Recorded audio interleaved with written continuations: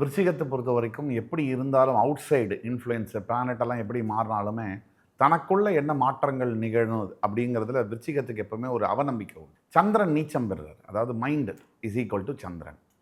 Mind வந்து எப்படி நம்ம ஒப்பிடுறோம் அப்படின்னா, ஒரு மனிதனுடைய நிலை வாழ்க்கை எப்படிப்பா இருக்கீங்க பார்த்த உடனே நம்ம என்ன கேட்குறோம், ஹவ் ஆர் யூ அப்படின்னு கேட்குறோம். நல்லா இருக்கேன்னு சொல்கிறது. இந்த நல்லா இருக்கேன்றதுக்கு என்ன அர்த்தம்? பார்க்கறதுக்கு நல்லா இருக்கேன்னு அர்த்தமா, இல்லை வீடு வாசல் சொத்தெல்லாம் வச்சுருக்கேன் அதெல்லாம் நல்லா இருக்கேன்னு அர்த்தமா? அதெல்லாம் கிடையாது. நல்லா இருக்கேன்னா நான் நிம்மதியாக இருக்கேன், சந்தோஷமாக இருக்கேன்னு அர்த்தம். அது எது டிசைட் பண்ணுது? மைண்டு தான் டிசைட் பண்ணுது. உங்களுடைய கண்டென்ட், அதாவது நீங்கள் வச்சுருக்கக்கூடிய சொத்து, உங்களை சுற்றி இருக்கக்கூடிய பதவிகள், அதெல்லாம் டிசைட் பண்ணாது.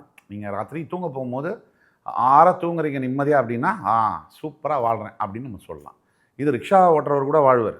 நீங்கள் ஒரு இளையராஜா பாட்டை போட்டு ஜாலியாக 40 ரூபாய்க்கு தயிர் சாதம் வாங்கி சாப்பிட்டு ஜாலியாக தான் இருப்பார்.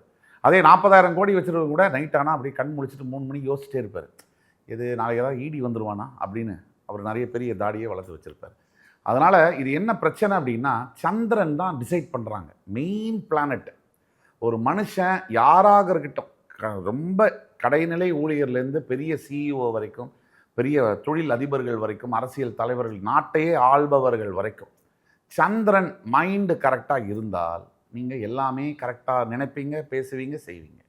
மைண்டு தப்பாக போயிடுச்சுன்னா எல்லாமே தப்பாக போயிடும். அப்போ சந்திரன் நீச்சம் இயல்பிலே ஆற ஒரு பிளானட்டில் அப்போ ஒரு வீக்னஸ் இருக்கும், ஒரு டிப்ரெஷன், மன அழுத்தம் இருக்கும். இந்த நிலைமையை கொண்டு குரு பார்வை வந்து உங்களுக்கு கிடைக்குது. எப்போது? ஜூன் 2லேருந்து உங்களுக்கு கிடைக்குது. அப்போ அங்கேருந்து தான் உங்களுடைய பொற்காலம் வந்து ஆரம்பிக்கும். உங்களுக்கு என்ன வேணும்? இப்போது தெம்பு வேணும், மைண்டில் தெம்பு வேணும். அது வந்து உச்சம் பெற்ற குருவுடைய 5ஆம் பார்வை கிடைக்கும் போது மட்டும்தான் உங்களுக்கு ஆரம்பிக்கும்.